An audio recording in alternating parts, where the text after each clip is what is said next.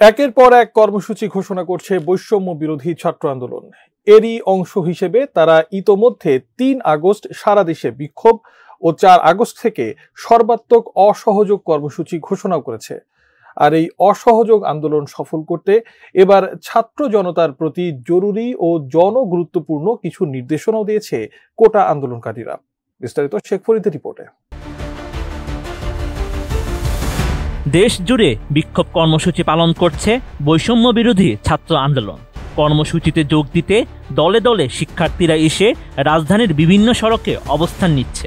এতে করে রাজধানীর গুরুত্বপূর্ণ বিভিন্ন পয়েন্টে অবস্থান নিয়েছেন বৈষম্য বিরোধী শিক্ষার্থীরা।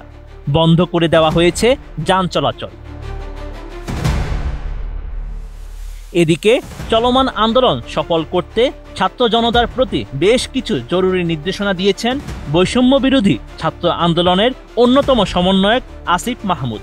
সামাজিক যোগাযোগ মাধ্যম ফেসবুকে একটি পোস্ট দিয়ে জরুরি 15টি নির্দেশনা দিয়েছেন তিনি।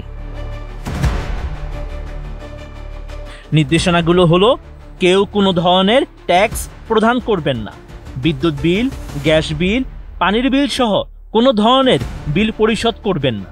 সকল ধরনের সরকারি বেসরকারি প্রতিষ্ঠান, অফিস আদালত ও কলকারখানা বন্ধ থাকবে। আপনারা কেউ অফিসে যাবেন না, মাস শেষে বেতন তুলবেন। ওই নির্দেশনায় বলা হয়, শিক্ষা প্রতিষ্ঠানসমূহের কার্যক্রম বন্ধ থাকবে। প্রবাসীরা ব্যাংকিং চ্যানেলে কোনো ধরনের রেমিটেন্স দেশে পাঠাবেন না। সকল ধরনের সরকারি সভা, সেমিনার আয়োজন বর্জন করবেন।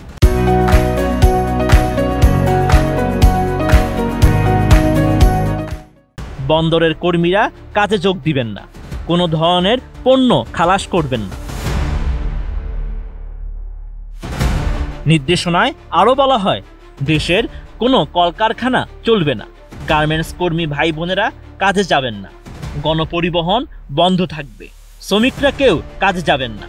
জরুরি ব্যক্তিগত লেনদেনের জন্য প্রতি সপ্তাহের রবিবারে ব্যাংকগুলো খোলা থাকবে। পুলিশ সদস্যরা ব্যতীত কোনো ধরনের প্রোটোকল ডিউটি, রায়ট ডিউটি ও প্রোটেস্ট ডিউটিতে যাবেন না। শুধুমাত্র থানা পুলিশ নিয়মিত থানার রুটিন ওয়ার্ক করবে। দেশ থেকে যেন একটি টাকাও পাচার না হয়। সকল ট্রানজ্যাকশন বন্ধ থাকবে বলেও উল্লেখ করা হয়। বিজিবি ও নৌবাহিনী ব্যতীত অন্যান্য বাহিনী ক্যান্টনমেন্টের বাইরে ডিউটি পালন করবেন না। বিজিবি ও নৌবাহিনী ব্যারাক ও কোস্টাল এলাকায় থাকবে। আমলারা সচিবালয়ে যাবেন না। ডিসি বা উপজেলা কর্মকর্তারা নিজ নিজ কার্যালয়ে যাবেন না। বিলাস দ্রব্যের দোকান, শোরুম, বিপণী বিতান, হোটেল, মোটেল, রেস্টুরেন্ট বন্ধ থাকবে।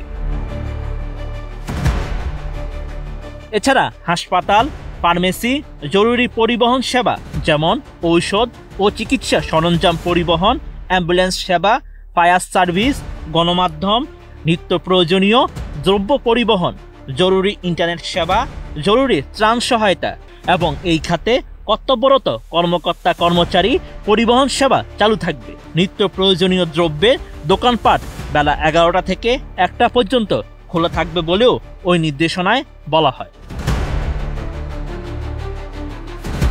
Sheikh Farid, ATN news.